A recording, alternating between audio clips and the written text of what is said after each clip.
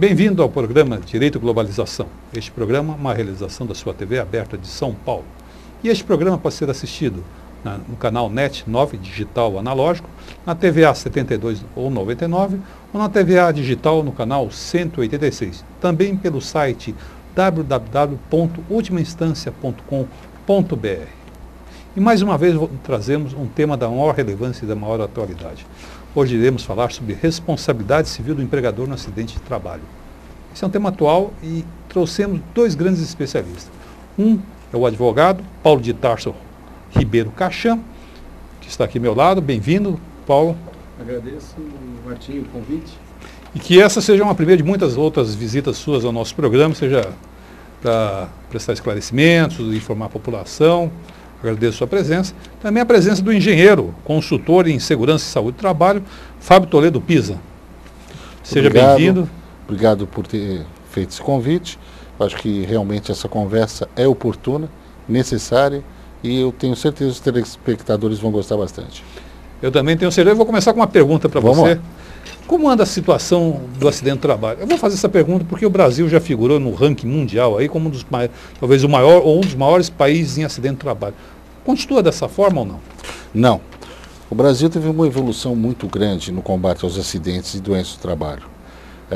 Nos últimos 30 anos que nós marcamos da construção do sistema prevencionista brasileiro, que começou na década de 70, nós tivemos muitos avanços.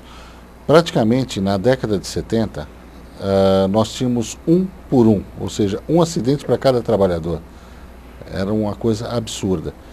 Dizia-se que o Brasil era campeão mundial de acidentes. Eu cresci ouvindo isso. Embora não tenha, isso nunca foi verdade. Mas era um dos que mais gerava acidentes de trabalho. Hoje isso reduziu bastante.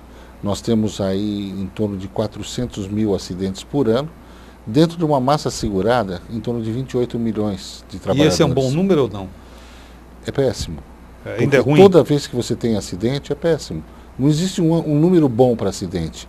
Agora, em termos de acidentalidade, nós diminuímos bastante. Mas talvez eu tenha feito a questão errada. Evidentemente, acidente nunca é bom. Eu acho que eu coloquei a questão mal. Quero dizer o seguinte, 400, estatisticamente, isso em relação a outros países, representa um número aceitável ou não ainda?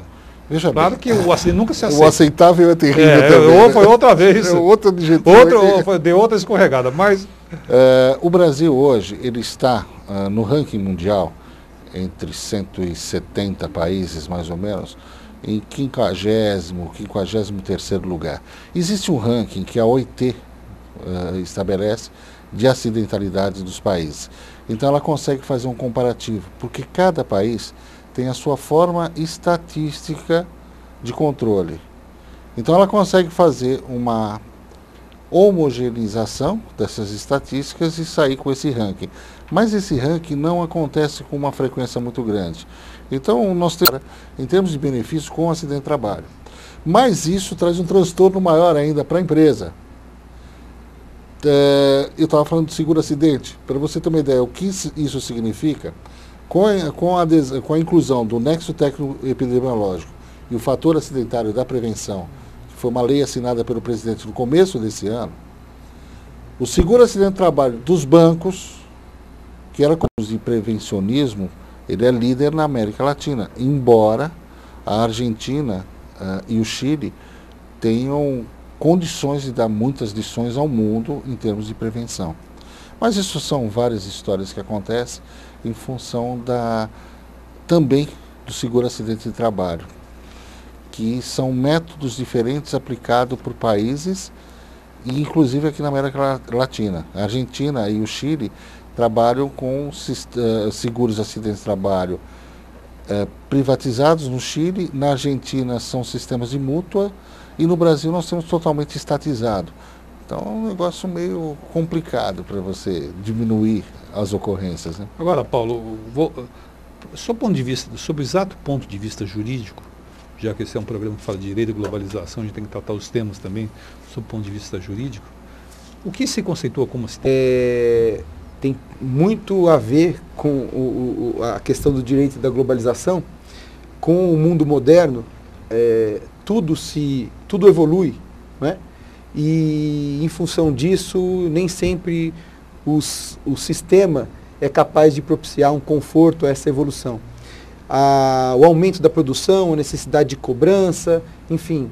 A competitividade. A competitividade gera nos empregados, por força da necessidade das empresas, de produção aumentada cada vez mais das empresas, um trauma, uma pressão psicológica nos funcionários, e isso, sem dúvida nenhuma, é causa determinante de doenças de fundo psíquico, emocional, que são consideradas, sim, em determinadas situações, desde que provada essa causa, doenças do trabalho, sem dúvida alguma. Eu queria fazer um complemento. Existe aí um aspecto bastante interessante, que nós estávamos conversando até antes do programa, Paulo e eu, que é o nexo técnico e epidemiológico, que você inclusive já trouxe Maria Maeno aqui no programa para falar sobre isso. Ele estabeleceu já num momento que essas doenças, o estresse, em determinadas situações, como o Paulo colocou, é doença ocupacional. Sendo doença da ocupação, doença do trabalho, ela se equipara, em termos de benefício, com o acidente de trabalho. Mas isso traz um transtorno maior ainda para a empresa. Eu estava falando de seguro-acidente. Para você ter uma ideia, o que isso significa, com a inclusão do nexo técnico-epidemiológico e o fator acidentário da prevenção, que foi uma lei assinada pelo presidente no começo desse ano, o seguro-acidente de trabalho dos bancos, que era cobrado com uma tarifa de 1% sobre a folha de pagamento, passou a 3% da folha de pagamento. Em função do nexo técnico epidemiológico, em função dos estresses do bancário. Nós estamos falando que os bancos passaram as atividades financeiras a pagar de 150 milhões para 450 milhões, de um momento para o outro. Você imagina o que isso significa em função de uma doença que é do trabalho. E em termos de risco, assim, acidentário mesmo, um acidente, dificilmente você vai ter um acidente no interior de um banco, como numa obra. Mas, todavia, exatamente, o mal que te gera, talvez de doença talvez mas seja. Aqui cabe, Martim, uma explicação até para o telespectador entender. Por definição legal, as doenças do trabalho e doenças profissionais, elas são equiparadas ao acidente do trabalho. Então, quando a gente fala em acidente de trabalho, vem muito à mente o acidente típico. Ou seja, caiu um andaime, evento externo, a lesão, né? súbito, lesão, isso, involuntário, violento, que causa uma lesão física. Não é? Esse é aquele acidente que nós estamos acostumados a ver. Mas, na verdade, essas doenças, todas elas para fins previdenciários, elas são consideradas, por definição legal. De um momento para o outro. Você imagina o que isso significa em função de uma doença que é do trabalho. E em termos de risco, assim, acidentário mesmo, um acidente, dificilmente você vai ter um acidente no interior de um banco, como numa obra. Mas, todavia, exatamente, o mal que te gera, talvez de doença talvez mas seja. Aqui cabe, Martim, uma explicação até para o telespectador entender. Por definição legal, as doenças do trabalho e doenças profissionais, elas são equiparadas ao acidente do trabalho. Então, quando a gente fala em acidente de trabalho, vem muito à mente o acidente típico. Ou seja, caiu um andaime, a digitação, né? Um dos males é a digitação. Né? Sem dúvida. A postura. Na verdade, são todos os trabalhos repetitivos, tá? Todos os trabalhos repetitivos. Então, como você tem esse movimento de digitação, como é o movimento do pianista, nós tivemos muitos casos de pianista aí que teve atrofias musculares, que hoje se sabe que são as LER, que são as DOTS, que são provenientes de atividades musculares repetitivas, né? Osteomusculares repetitivas.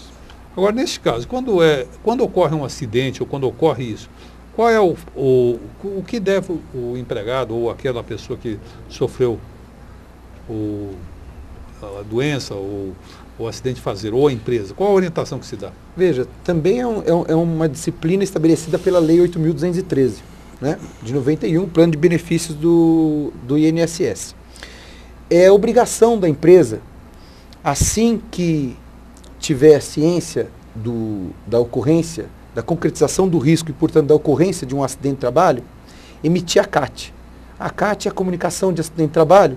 E para que a gente possa entender melhor isso, como eu disse que se trata de um seguro, efetivamente de um seguro, não é? O INSS é um segurador, no ramo de acidente do trabalho, é a comunicação do sinistro, né, onde se dá a notícia ao INSS de que um risco se concretizou, um acidente ocorreu, né, e o trabalhador deverá ser encaminhado ao INSS. É obrigação da empresa, até sob pena de multa, não comunicar esse acidente no prazo de um dia útil. 24 horas. Não é? Mas não conta tudo agora não, que tem aqui uma regra. A regra é o tempo. E a gente vai para o segundo bloco. No segundo bloco você conta e aguardamos você, telespectador, no próximo e segundo bloco deste programa. Obrigado e até lá por enquanto.